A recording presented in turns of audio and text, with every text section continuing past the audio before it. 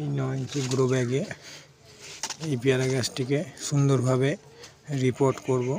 আর এই দেখুন এখানে মাটি তৈরি করা আছে, তো শর্টসের মাধ্যমে আমি আপনাদেরকে রিপোর্ট করে দেখাবো। দেখুন শুধু শিকড়ের গ্রোথটা দেখুন, এইভাবে শিকড়ের গ্রোথ এসেছে। এটা যদি আমি এই মুহূর্তে রিপোর্ট করে দিই তো আরও ভালো গ্রোথ আসবে। এবং এই যে উপরের যে শিকড়গুলো দেখা যাচ্ছে এইটা এই পর্যন্ত ঢেকে দেব যাতে গ্রোথটা আরও ভালো হয়।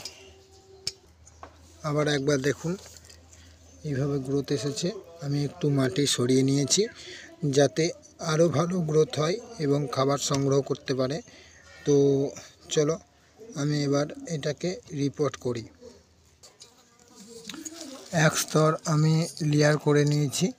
এরপরে গাছটিকে সুন্দরভাবে সোজাসুজি এবার দেখে নিন টবটা আমি কিভাবে কাটছি।